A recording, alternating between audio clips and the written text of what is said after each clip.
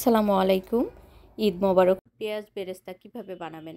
আমি এখানে 1 কেজি পরিমাণ পেঁয়াজ কুচি করে রেখেছি। তার সঙ্গে 1 টেবিল চা চামচ পরিমাণ সুগার অ্যাড করে দিব। দিয়ে আমি পেঁয়াজটাকে সাথে খুব ভালো করে মিক্সড করে নেব। সুগার অ্যাড করার কারণে পেঁয়াজ থেকে এক্সট্রা পানি রিডিউস হবে, সেই পানিটাকে টিস্যুতে টেনে নেয়। এজন্য প্রথমে একটা ঝাঁঝরিতে টিস্যু বিছিয়ে টিস্যুর উপরে আমি পেঁয়াজগুলো বেশ কিছুক্ষণ ফ্যানের নিচে রেখে দেব। এতে কি হবে, পেঁয়াজের সঙ্গে যে পানিটা থাকবে সেটা শুকিয়ে যাবে। এরপরে আমি পরিমাণ তেল দিয়ে প্যানে গরম করতে দিব, দেন পেঁয়াজগুলো দিয়ে দিব।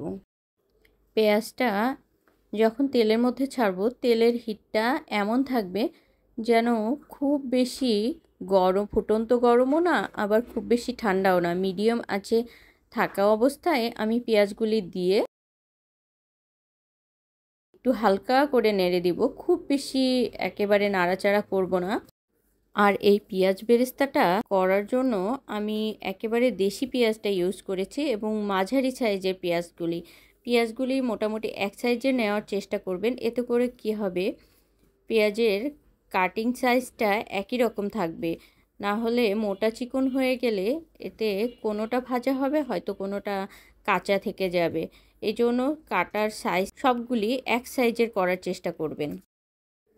আর পেঁয়াজের সঙ্গে সুগার অ্যাড করাতে পেঁয়াজের ক্রাঞ্চিনেসটাও ভালো থাকে, প্লাস টেস্টটাও ভালো আসে। এভাবে একবার হলেও ট্রাই করে দেখবেন। দেখতেই পাচ্ছেন পেঁয়াজের অনেকটা কালার চলে আসছে, কিন্তু পুরোপুরি কালার এখনও আসেনি। তারপরেও আমি এই পর্যায়ে আমি পেঁয়াজটাকে উঠিয়ে নিব, কেননা নামানোর পরে কালারটা আরও বেশি ডিপ হয়ে যাবে। আমি একটা ঝাঁঝরির উপরে টিস্যু বিছিয়ে আমি পেঁয়াজটাকে উঠিয়ে রেখে দেব ঠান্ডা না হওয়া পর্যন্ত।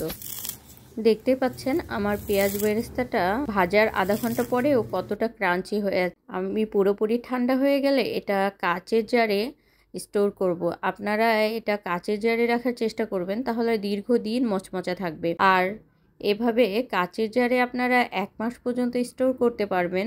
আর এর বেশি রাখতে চাইলে ফ্রিজের নর্মাল চিলারে রেখে দিবেন, অনেক দিন পর্যন্ত 3 থেকে 4 মাস পর্যন্ত ইউজ করতে পারবেন। ভালো থাকবেন সবাই, আল্লাহ হাফেজ।